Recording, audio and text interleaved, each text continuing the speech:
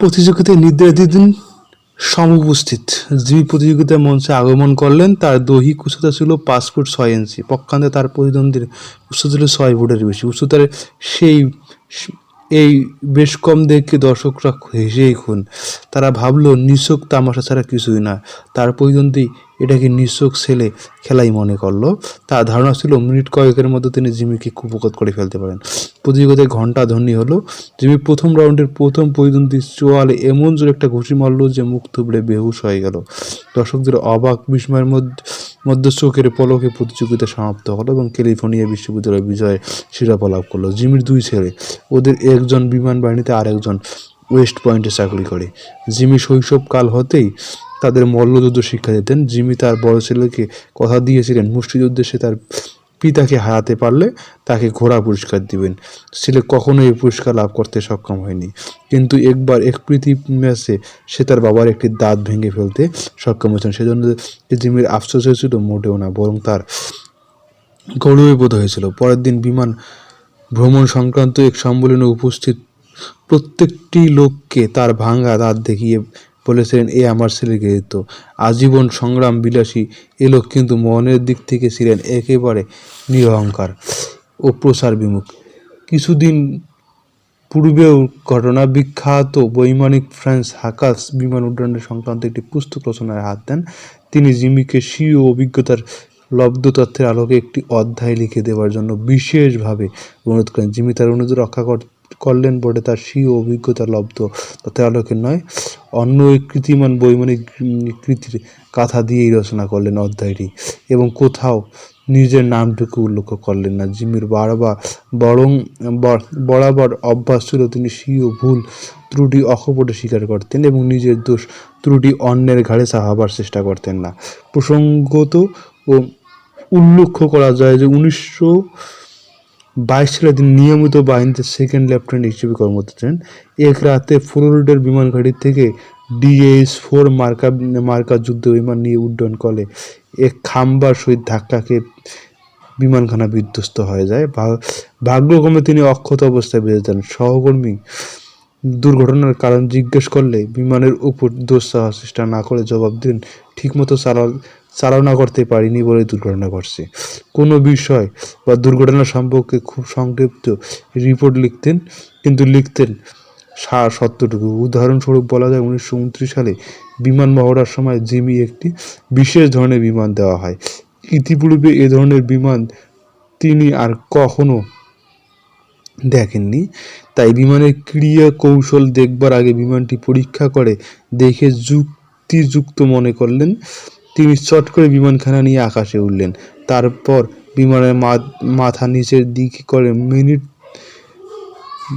3 মাইলের বেগে নিচের দিকে আসতে লাগলেন। হঠাৎ বিমানটি একটি পাখা ভেঙে যায় এবং তিনি শূন্য ছিটকে পড়েন। প্যারাশুটের সাহায্যেই তাকে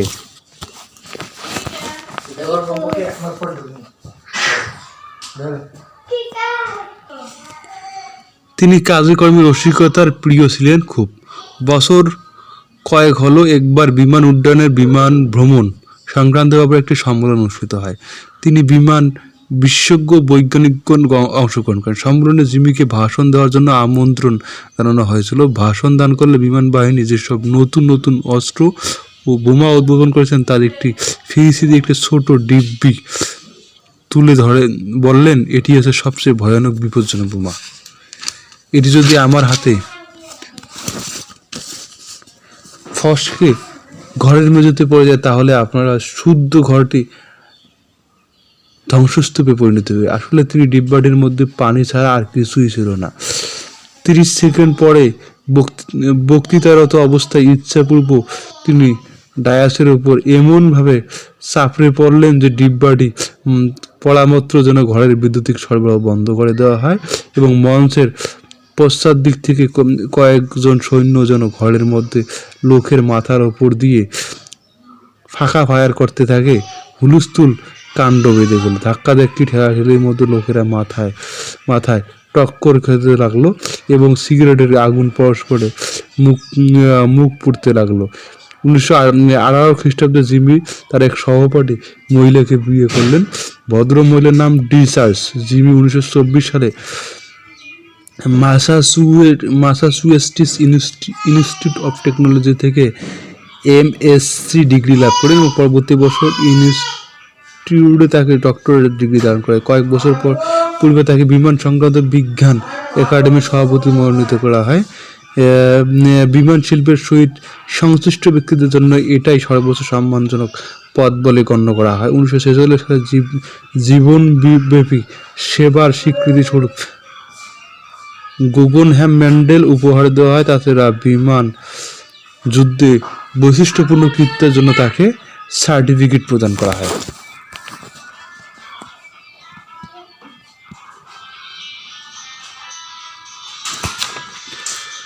মাদাম কুরি পৃথিবীর সবচেয়ে বিখ্যাত মহিলা বৈজ্ঞানিক, যিনি এককালে শীত নিবারণের জন্য এবং শরীরে গরম রাখার জন্য রাত্রে শরীরের উপর পুস্তকের স্তব চাপিয়ে দিতেন। ইতিহাসের পাতায় যেসব মহিষী মহিলার নাম চিরস্মরণীয় হয়েছে, মাদাম কুরি তাদের মধ্যে অন্যতম। পোল্যান্ডের বাসিন্দা এই মহিষী মহিলা অত্যন্ত দৃঢ়চেতা ও লজ্জাশীলী ছিলেন। তিনি এমন দুটি জিনিস আবিষ্কার করলেন যা বড় বড় বৈজ্ঞানিক অসম্ভব বলে মনে করতেন। বৈজ্ঞানিকগণ যে সমস্ত পদার্থের উপর বিশ্বে অবগত ছিলেন তাদের থেকে সম্পূর্ণ স্বতন্ত্র ধরনের একটি নতুন পদার্থ মাদাম কুরি আবিষ্কার করেন। এটা এমন এক পদার্থ যা শক্তি জগতে ব্যাপক আলোড়ন সৃষ্টি করে। তিনি এই পদার্থটির নাম দেন রেডিয়াম। ক্যান্সার চিকিৎসায় রেডিয়াম সবচেয়ে ফলপ্রদ প্রতিষেধক বলে প্রমাণিত হয়। রেডিয়ামের সাহায্য চিকিৎসা ফলে ক্যান্সার লক্ষ লক্ষ রোগী হয় চিরতর আরোগ্য লাভ করে। তাছাড়া তাদের রোগের উপসর্গ হ্রাস পেয়েছে, তারা আরও কিছু ক্যালোরি। এক সময় মাদাম কুরি প্যারিস বিশ্ববিদ্যালয়ে পদার্থবিজ্ঞান ও অঙ্কশাস্ত্র অধ্যয়নকালে দরিদ্রের নিষ্পেষণ দারুণভাবে বিপর্যয় করেছেন। ক্ষুধার জ্বালায় প্রায় তিনি বেহুশ হয়ে পড়তেন। তিনি যদি তখন জানতে পারতেন যে 50 বছর পর তার জীবন কাহিনী অবলম্বন এক ফিল্ম কোম্পানি 2 লক্ষ পাউন্ড ব্যয়ে একটি ফিল্ম তৈরি করবে, তাহলে কি কথাটা তার কাছে বিশ্বাসযোগ্য মনে হতো? তিনি যদি পূর্বাঞ্চল জানতে পারতেন যে তিনি এমন এক ব্যক্তিত্ব হবেন যাকে বিজ্ঞান সাধনা এবং সেবার পরিধান স্বরূপ 2 বার নোবেল পুরস্কার দ্বারা ভূষিত করা হবে, তাহলে তার বিস্ময়ের সীমা থাকতো না। পদার্থবিজ্ঞানের বিশিষ্ট অবদানের জন্য 1903 খ্রিস্টাব্দে সর্বপ্রথম তাকে নোবেল পুরস্কার লাভ করেন। তারপর 1911 খ্রিস্টাব্দে রসায়ন শাস্ত্রে বিশিষ্ট অবদানের জন্য সেজন্য তাকে পুনরায় নোবেল পুরস্কার ভূষিত করা হয়। তবে একথা বললে সত্যকে অত্যুক্তি হবে না যে যৌবনকালে তিনি যদি পোল্যান্ডের এক ধনী পরিবারের সাথে অপদস্থ না হতেন তাহলে তার পক্ষে বৈজ্ঞানিক হওয়া সম্ভব হতো না এবং রেডিয়াম আবিষ্কার করতে পারতেন না।